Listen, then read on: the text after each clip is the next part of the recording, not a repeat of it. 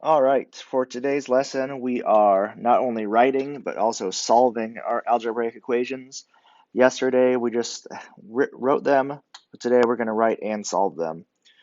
So our goals are pretty simple. Goal one is to continue to write algebraic equations, and then goal two is to be able to solve them, be able to come up with a final answer.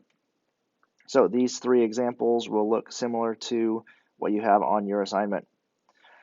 So for his birthday, Zach and four friends went to a movie. So that is five total people. They each got a ticket for $9 and the same snack from the concession stand. If Zach's mom paid $65 in total, use an equation and determine how much each snack costs. Use the variable S to represent the cost of one snack. So we want to remember, and we're not going to draw boxes, but you certainly can, that there are five people. That is not a five. There are five people, and each of them buy one snack, so I'm going to represent that with an S, plus they also spent $9 on the ticket. And I am, just for the sake of the video, I'm going to make it very clear that this is an S. Perfect, just brilliant. So, five people each buy one snack plus $9. So that's why we have S plus 9 in parentheses. And the total cost that Zach's mom shelled out is $65. So we have written our equation, and now we just need to solve it. So the first thing we're going to do is we're going to use the distributive property.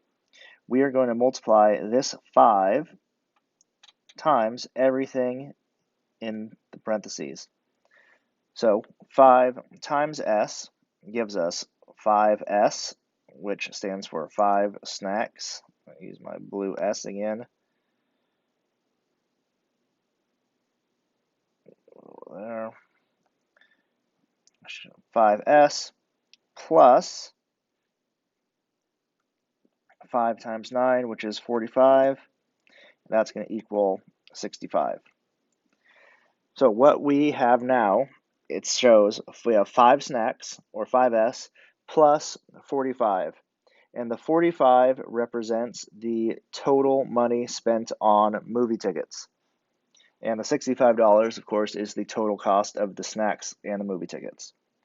So to solve this, we are going to try to get the S by itself.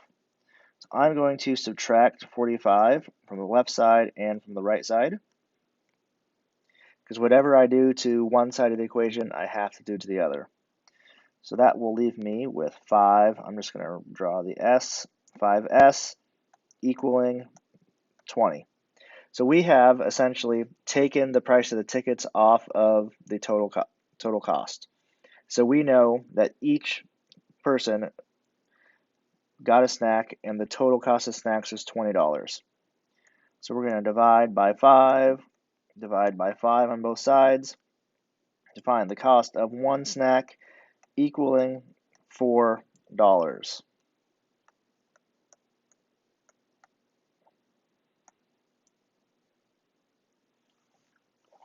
And that would add up well, because if we go back up here, we know that each person spent $4 on a snack plus $9 on a ticket would be $13 per person. And 13 times 5 people would give us 65. All right, number 2, go a little quicker this time. Family of 8 went out and got a slice of pizza and a soda. So we have 8 people, and each person got one piece of pizza and a soda that cost $2. So P for pizza. So each of the 8 people spent P dollars on pizza plus $2 on the soda, and the total cost of the meal was 44. I'm going to use the distributive property.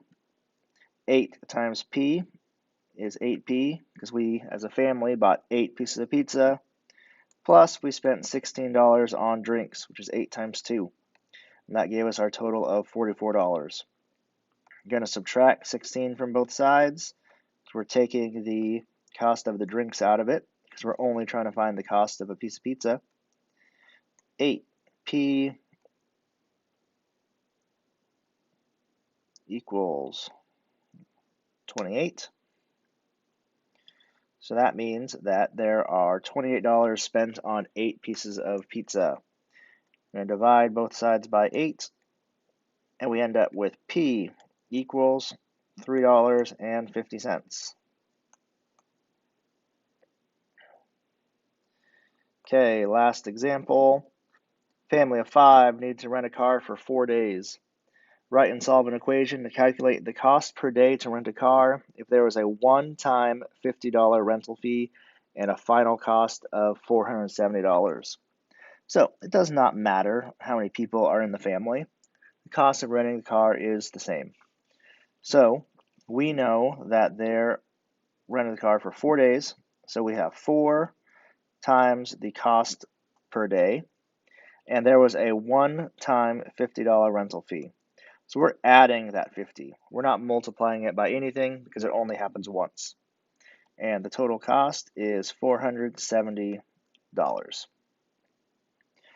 So we're going to subtract the $50 rental fee, and we get cost of 4 days is equal to $420.